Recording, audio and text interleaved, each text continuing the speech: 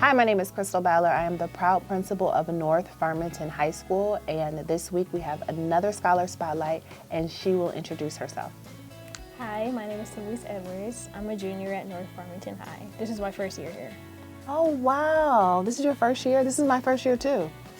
How's your first year been? It's been pretty good so far. I was homeschooled from 7th grade till now, so it's kind of like a big adjustment. That is a huge adjustment. Wow. I'm glad there's not as much homework here as there is in homeschool. Really? Yes, there's a lot of homework. I would have never thought that there was more homework in homeschool than there was in regular school. I don't know if that's what you call it. Yeah, I did used to call it You call it regular school? That's funny. Okay, so given this is your first year, what has been your most memorable moment? Okay, it's kind of funny. Came to school, had 2 different shoes on. How did that happen? So I'm the front door, I didn't turn the light on. This is why you should always listen to your mom. Mom's like, turn the light on because you're not gonna be able to see. But I was like, we're about to go out the door, it's gonna be okay. I had 1 Converse on and 1 Nike. So you didn't feel the difference? I didn't feel the difference. And so then we got to school, my friend was like, where's your other shoe? I'm like, what? And so I was like, oh, I have 2 different shoes on.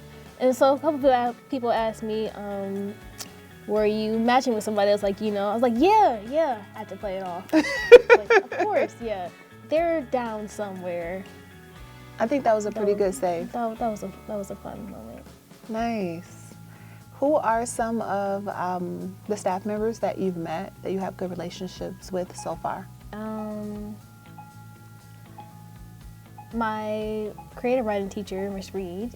I also like my chemistry teacher, Miss Raff. And I think my favorite teacher might be Miss O'Neill. She's like one of the language teachers. She teaches Spanish too. Mm-hmm. I love Spanish too. Nice. What makes those relationships so special to you?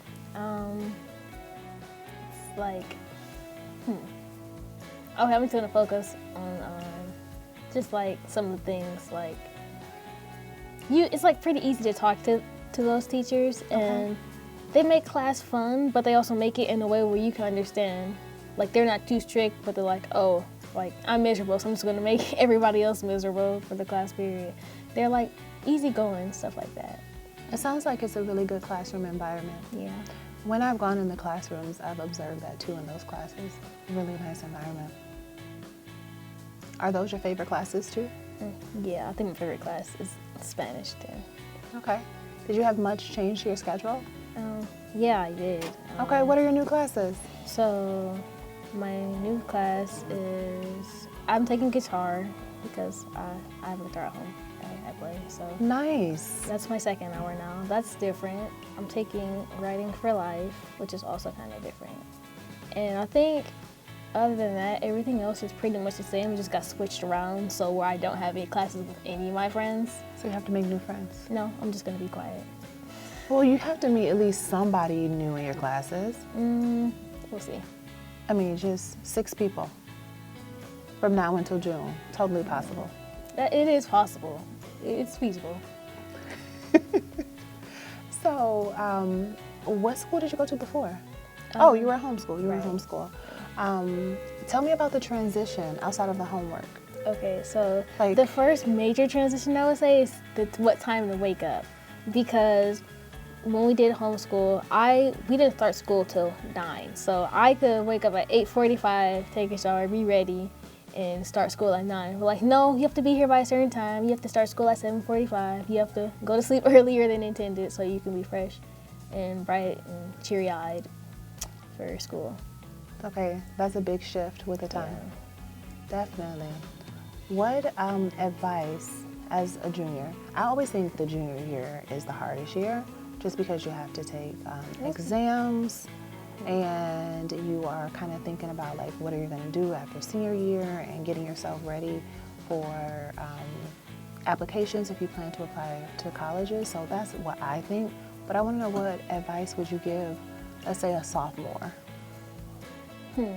I'd say don't give in to the sophomore slump, because sophomore slump is totally real. Sophomore slump is a thing. It is a thing. Yes, because last year, sophomore year, I kind of like stopped caring halfway through the year. It did tank my GPA a bit, but not too much where I can't get it back up. But don't give in to the temptation to not do your work, because if you have one missing assignment, they will all pile up. So true. And then you'll be missing points. Your parents are going to be like, what's wrong with your grade? And you got to explain that, oh, I missed one assignment, and then 1 turned into 5, and 5 turned into 9. Well, that's pretty. Keep on top of your work. Okay. And that's pretty much the only advice that I have. I think that's good advice for sophomores. Don't get into the sophomore slump. Yeah, don't give it to them. Well, I really appreciate you taking some time to talk to me so that our community learn more about the scholars here at North Farmington High School. No problem. Thank you. Thank you for watching this Scholar Spotlight. We will see you next week with another Scholar Spotlight.